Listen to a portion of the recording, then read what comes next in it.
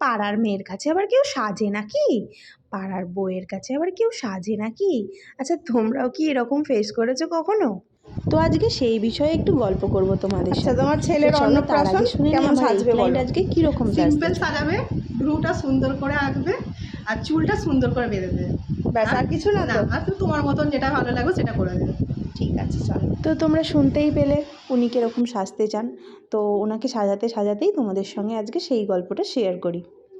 গল্পটা শুরু হয় আজ থেকে ৩-৪ বছর আগে, যখন আমি এই জার্নিটা শুরু করি। মানে আমার প্রফেশনটা যখন আমি চেঞ্জ করে নিই, পুরোপুরি বিউটিশিয়ান লাইনে যখন আমি চলে যাই, গল্পটা হচ্ছে তখনকার।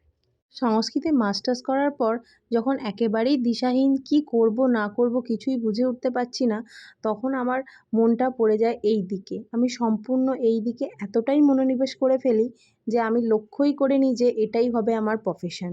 তাই ভর্তি হয়ে যায় একটি সরকারি সংস্থা এবং সেখানে বেসিক নলেজটুকু আমি শিখে নিয়েই শুরু করে দিই পাড়ার মধ্যেই কাজ করা। তাই আজকের প্রথমেই আমার যে উক্তিটি ছিল যে তোমরা শুনলে যে পাড়ার মেয়েরা বা বউয়েরা কাজ পায় না, এই কথাটা কিন্তু সম্পূর্ণই ভুল। প্রথম কাজ কিন্তু আমার পাড়ার কাকিমা, জেঠিমা, দিদি, বোন এদের দ্বারাই শুরু হয়। আমরা প্র্যাকটিস করব কোথায়? এরাই তো হচ্ছে আমাদের প্র্যাকটিসের জন্য। আর এরা কিন্তু তোমাদেরকে অনেক সহযোগিতা করে। কারণ তোমরা যত ভুল ত্রুটি যাই করো না কেন, এরা কিন্তু মেনে নেয় সেটা। আমার ক্ষেত্রে তো এরকম অনেক হয়েছে। কার ভ্রু তুলতে গিয়ে অনেকটা ভ্রু তুলে দিয়েছি, বা কাউকে সাজাতে গিয়ে সাদা করে ফেলেছি, বা কারোর মেকআপ উঠে গেছে, এরকম অনেকবারই হয়েছে। কিন্তু আমি হাল ছাড়িনি এবং আমার পাড়ার এই প্রতিবেশীরা আমাকে কিন্তু কখনোই কথা শোনায়নি। বরঞ্চ তারা আমাকে বলেছে, "তুই কাজটা আরও ভালো করে শেখ, আমরা তো আছি, আমরা তোকে কাজ দেব।" কিন্তু হ্যাঁ, এরকম অনেকজনও রয়েছে যারা কিন্তু তোমার এই কাজে একদমই সন্তুষ্ট নয় এবং তারা কখনোই চায় না তোমাকে দিয়ে কাজ করাতে। যেহেতু তুমি তার পাড়ার, তাই তাদের একটা স্ট্যাটাস মেন্টের জন্য তারা কিন্তু তোমাকে দিয়ে কখনোই কাজ করাবে না, সে তুমি যত ভালোই কাজ করো। গুটি কয়েক লোকের জন্য তুমি কিন্তু তোমার পাড়াকে বদনাম করতে পারো না, তুমি তোমার পাড়ার প্রতিবেশীদেরকে বদনাম করতে পারো না, তুমি সেই সমস্ত কাকিমা, জেঠিমা, দিদি, বোনেদের বদনাম করতে পারো না যারা তোমাকে নিজেদের ফেস দেয় যখন তুমি বিগিনার্স।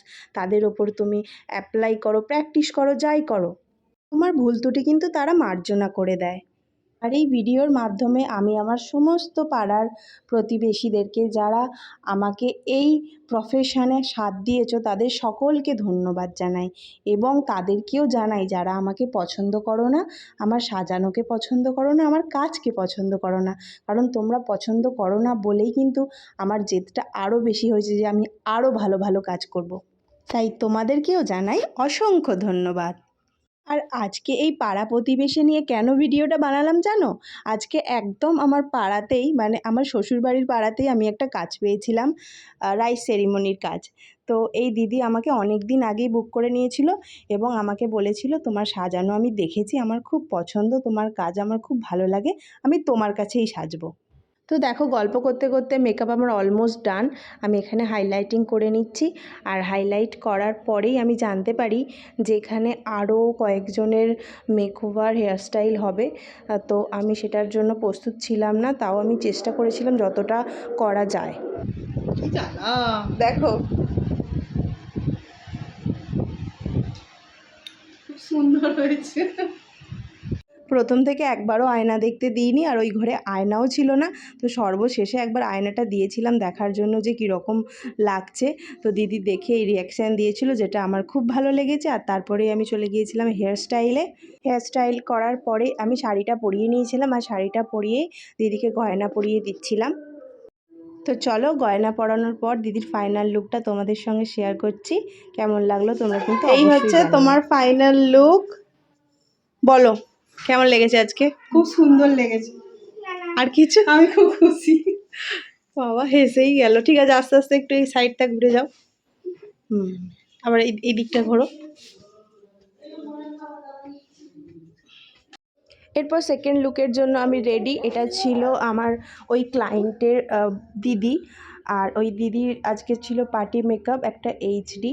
তো দিদি আমাকে বলে দিচ্ছিল যে কীরকম সাজাবে আমাকে। তো আমি দিদির মেকওভারটাও স্টার্ট করে দিই।